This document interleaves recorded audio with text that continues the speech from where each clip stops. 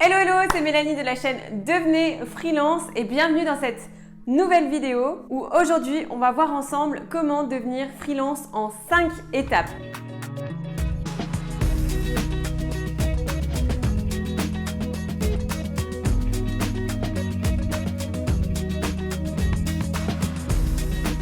Donc l'étape numéro 1, selon moi, c'est que tu dois déjà faire un point sur tes compétences.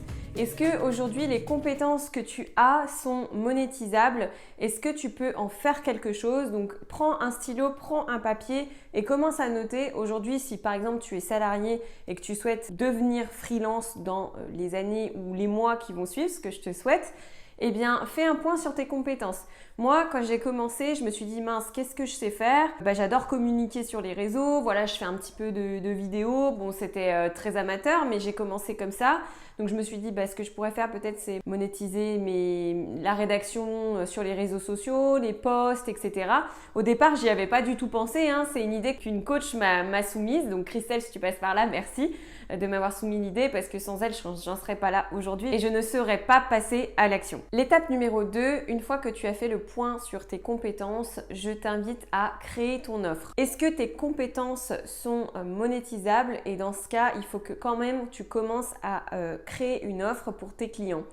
C'est-à-dire que si par exemple, je sais pas, tu es mécano dans une société ou tu es réparateur, tu es technicien dans une société, est-ce que éventuellement tu peux imaginer sortir ces compétences de la structure pour pouvoir les appliquer à d'autres entreprises?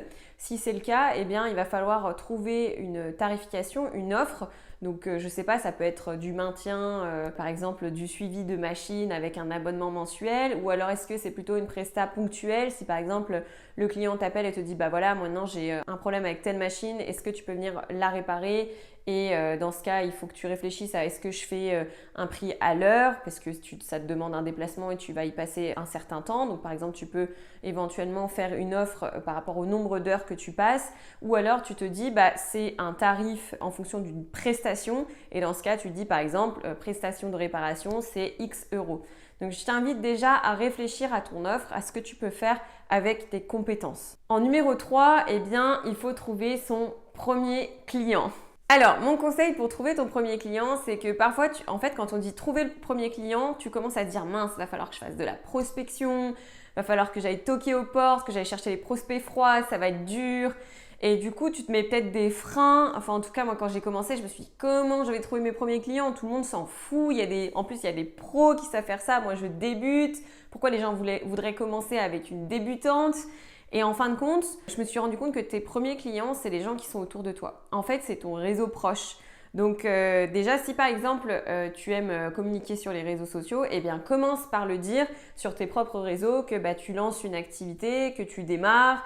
Voilà, sans en faire trop non plus, tu vois. Tu dis, voilà, je démarre. Si vous pensez qu'il y a des gens autour de vous qui seraient intéressés par une prestation de community manager, eh bien, pensez à moi.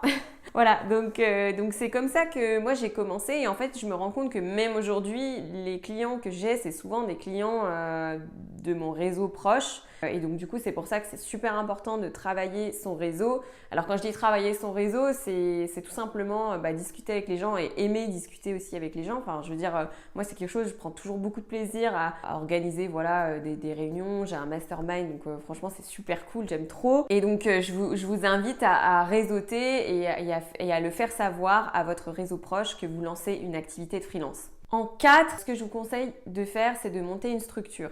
Donc, lorsque vous démarrez, si vous démarrez de zéro, que vous n'avez pas beaucoup de clients, je vous conseille de passer en micro-entreprise. Donc, vous allez sur le site de l'URSSAF, auto-entrepreneur, et puis vous créez votre profil. Franchement, ça met un quart d'heure, c'est hyper rapide. Par contre, après, il faut attendre un petit peu parce que vous allez recevoir un courrier par la poste avec votre numéro de SIRET et la date d'ouverture de votre société.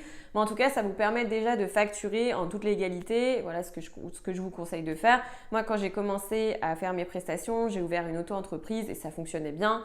En plus, c'est une auto-entreprise que j'ai encore. Là, je suis en train de réfléchir à passer sur une société. Mais en tout cas, c'est quelque chose qui te demande pas beaucoup de travail, en plus tu prends pas beaucoup de risques, quand t'as pas beaucoup de clients tu peux très bien faire tes factures toi-même, ta comptabilité c'est juste tu déclares ton chiffre d'affaires, tous les mois sur le site de l'URSSAF ou par trimestre. Moi, je préfère tous les mois, mais après ça, c'est vous qui gérez en fonction de comment vous souhaitez gérer votre comptabilité. Mais en tout cas, pensez bien à déclarer votre activité pour ne pas avoir de problème par la suite. Donc ça, c'est la première solution. Et après, si déjà vous savez que vous allez avoir des super clients ou que vous les avez déjà, parce que parfois, les premiers clients, si vous êtes salarié, ça va être peut-être vos entreprises dans lesquelles vous étiez salarié. Ça peut être aussi ça. Et si vous savez déjà à peu près le chiffre d'affaires que vous allez générer, ça peut être intéressant de tout de suite créer une société. Par contre, une société, ça engendre quelques frais à l'année. Donc, je vous conseille, si vous démarrez de zéro, quand même de choisir la micro-entreprise. Par contre, si vous savez que vous allez générer du chiffre, yallah, allez-y, créez votre entreprise. Et en 5, le dernier point pour devenir freelance, c'est de développer ta clientèle. Et donc là, c'est tout le nerf de la guerre. Alors, quand tu es freelance, quand tu commences, tu as envie de développer, tu as envie de faire un truc de malade. Et en fait, après, quand tu commences à développer quelques clients, tu te dis, moi je me dis rapidement, mon temps il n'est pas illimité, donc je ne vais pas non plus pouvoir développer en ayant 40 clients et après ça rime à rien parce que ça veut dire que tes 40 clients, tu ne vas pas en prendre soin, tu vas bâcler le truc, tu ne vas pas faire le suivi correctement, etc.